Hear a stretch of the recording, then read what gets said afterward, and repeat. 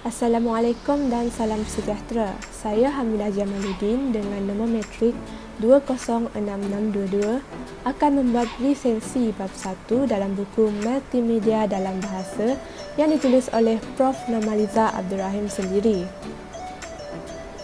Dalam bab 1 ini adalah berkaitan dengan pekakar bercerita, animasi dan lagu cerita rakyat Melayu. Pewujudan media digital terkini seperti telefon pintar meninggalkan impak yang positif juga negatif dalam kalangan pengguna dan penyebaran cerita rakyat juga tidak ketinggalan. Contohnya, cerita Frozen daripada Barat dan Jepun turut terkenal dengan anime dan manga yang mengingatkan rakyat mereka melalui cerita rakyat ini. Malaysia juga tidak ketinggalan melakukan penyebaran ini. Namun, cerita rakyat di Malaysia semakin dilupakan kerana aktiviti penyebaran tidak begitu aktif dan hanya setakat penerbitan buku. Kebanyakan masyarakat kurang gemar untuk membaca menyebabkan tenggelamlah cerita rakyat bersama dengan budaya Melayu. Hal ini sangat membimbangkan kerana majoriti cerita mengandungi nilai sosial yang amat berguna untuk tujuan pengajaran dalam kalangan kanak-kanak. Oleh itu, adalah wajar supaya penerapan pelbagai jenis multimedia seperti animasi dan lagu cerita rakyat diperkenalkan dalam kalangan masyarakat di Malaysia. Disebabkan oleh cerita rakyat yang semakin dilupakan kerana tidak menarik minat rakyat Malaysia, Normaliza Abdul Rahim pada tahun 2014A telah memberikan perspektif berbeza tentang cerita rakyat di mana ia harus disebarkan melalui media digital terkini. Disebabkan zaman yang semakin maju dan canggih, sudah pasti penciptaan lagu cerita rakyat akan mendapat penerimaan yang positif. Normaliza Abdul Rahim, Azlina Abdul Halim dan Roslina Mamat 2014 bersetuju dengan pendapat Normaliza 2014 tadi di mana lagu cerita rakyat dapat diterima oleh kanak-kanak di sekolah sekaligus semua golongan masyarakat, lebih-lebih lagi dengan adanya teknologi terkini. Normaliza Abdul Rahim 2014B telah mengkaji tentang lirik lagu Cenderawasih atau Pipit yang Baik Hati. Hasil kajian mendapati terdapat beberapa nilai yang dikenal pasti seperti baik hati, kasih sayang dan ambil berat. Keputusan kajian ini hampir sama dengan kajian oleh Arba'in Sujud, Normaliza Abdul Rahim dan Nik Rafidah 2014 dan Normaliza Abdul Rahim 2014C dan 2014D yang menyatakan bahawa cerita rakyat melalui lagu meninggalkan kesan positif dalam kehidupan masyarakat. Lebih-lebih lagi, kanak-kanak masa kini gemar mendengar lagu atau cerita rakyat dalam bentuk digital. Maka, pendengar lagu akan berpuas hati dengan cara penerapan nilai tersebut kerana mudah difahami dan lebih jelas. Seterusnya, Normaliza Abdul Rahim, Awang Azman Awang Pawi, Nik Rafidah 2018 juga telah melakukan kajian tentang animasi cerita rakyat. 10 animasi cerita rakyat daripada pekakar bercerita telah dikaji dengan menggunakan 16 nilai dalam falsafah pendidikan negara. Hasil mendapati bahawa setiap cerita rakyat tersebut mempunyai nilai yang boleh memberi pengajaran kepada generasi muda. Oleh itu, nilai dalam animasi tersebut jelas dan mudah difahami. Muhammad Firdaus Cik Yaakob dan Normaliza Abdul Rahim 2016 ada menyatakan bahawa nilai yang terdapat dalam cerita rakyat dapat memberi kefahaman yang tinggi berkaitan kehidupan masyarakat pada zaman dahulu yang harus menjadi ikutan pada zaman kini. Kajian ini berfokus kepada nilai baik hati yang menggunakan teori pengkaedahan Melayu. Hasilnya, nilai baik hati adalah nilai yang paling berkesan dalam kalangan pelajar sekolah. Kajian ini didapati hampir sama keputusannya dengan kajian Muhammad Firdaus Cik Yaakob dan Normaliza Abdul Rahim 2014 yang menyatakan bahawa cerita rakyat dapat membentuk moral positif dan nilai murni dalam kalangan kanak-kanak. Hal ini kerana apabila kanak-kanak tersebut memahami sesuatu nilai, tidak mustahil mereka akan mengikutinya kerana ia akan memberikan impak yang positif dalam kehidupan mereka sama ada di rumah atau di sekolah. Jadi, Kajian ini mempunyai dua objektif, iaitu untuk mengenal pasti kategori dan jenis cerita rakyat serta menganalisis andaian animasi dan lagu cerita rakyat perkakar bercerita dalam kalangan pelajar sekolah rendah di Malaysia. Animasi dan cerita rakyat merupakan multimedia yang digunakan dalam kajian ini. Ia dianalisis dengan mengenal pasti kategori dan jenis cerita rakyat. Kategori akan dibahagikan kepada 5 bahagian, iaitu cerita manusia, binatang ataupun haiwan, manusia dan binatang, pokok atau tumbuhan dan lain-lain. Jenis animasi dan lagu cerita pula dibahagikan kepada cerita binatang, cerita legenda, penglipu lara, mitos dan dongeng. Kemudian, data tersebut akan dianalisis dengan menggunakan peratusan. Membual dilakukan terhadap 10 orang pelajar lelaki dan perempuan berusia 9 tahun di sekolah rendah di Selangor. Mereka ini dipilih secara rawak dan telah didedahkan kepada aplikasi dalam talian animasi perkakar bercerita selama 4 minggu. Kemudian mereka dibahagikan kepada 2 kumpulan dan diberi masa selama 20 minit untuk memberikan persepsi mereka terhadap animasi dan lagu cerita rakyat ini. Perbualan dan perbincangan dirakam dan dianalisis dengan menggunakan teori analisis wacana. Dalam jadual 1.1 muka surat 4 ini ada mengemukakan 3 elemen wacana, iaitu kandungan, konteks dan andaian. Kandungan akan menjelaskan tema yang terkandung dalam skrip itu. Konteks pula dianalisis melalui tata bahasa, latar dan emosi, manakala andaian pula dianalisis melalui pendapat, perujukan dan persoalan. Namun dalam kajian ini hanya menggunakan elemen ketiga, iaitu andaian dalam menganalisis ujaran subjek. Seperti yang tertera dalam muka surat 5 dan 6, ada menyenaraikan 33 senarai animasi dan lagu cerita rakyat dalam perkakar bercerita. Perkakar bercerita ditulis oleh Nurmaliza Abdul Rahim dan diterbitkan oleh Dewan Bahasan dan Pustaka dalam 2018C. Ia merupakan tulisan semula berpandukan cerita rakyat daripada 365 cerita rakyat oleh Osman Putih dan Arifin Said 2010. Keputusan kajian adalah berpandukan kategori dan jenis animasi dan lagu cerita rakyat dalam kalangan pelajar sekolah rendah. Kita lihat dahulu data yang diperoleh bagi kategori animasi dan lagu cerita rakyat ini. Data bagi kategori manusia adalah sebanyak 24% dengan jumlah 8 buah animasi dan lagu cerita rakyat.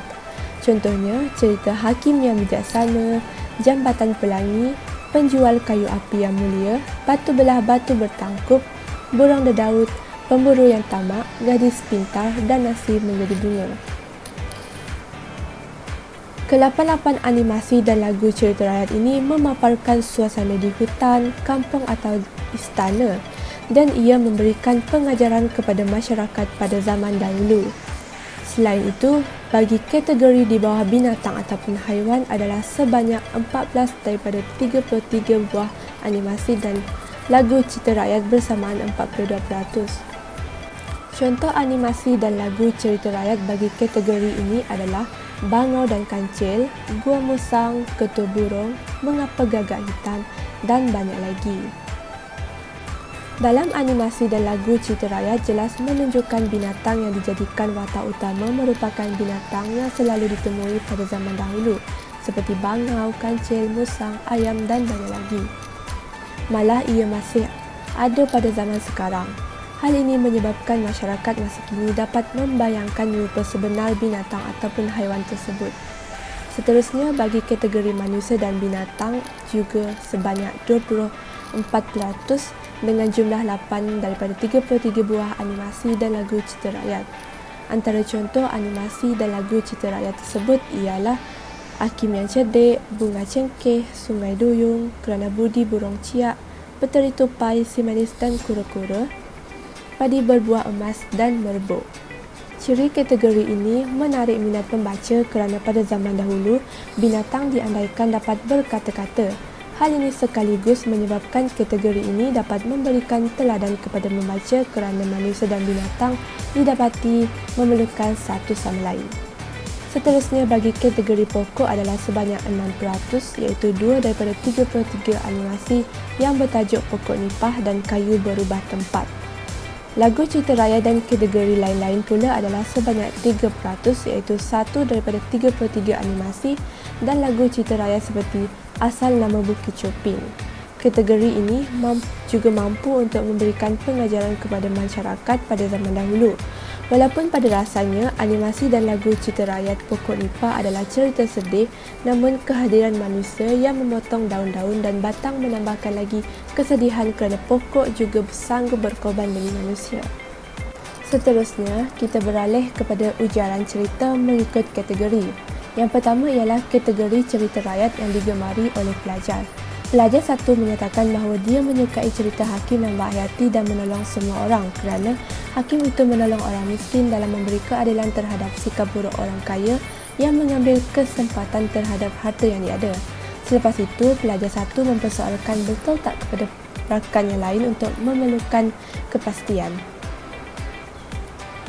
Pelajar 2 menjawab pertanyaan dengan memberikan kepastian kepada pelajar 1, kemudian memberikan pendapat dia sendiri berkaitan dengan cerita penjual kayu api yang baik hati. Pelajar 3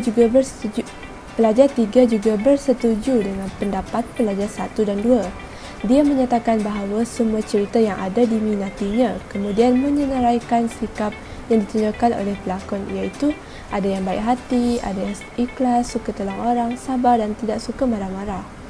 Pelajar 3 tidak mempersoalkan andaian pelajar 1 dan 2, malah dia memberikan pendapat tentang semua cerita yang ada. Kategori kedua adalah cerita binatang.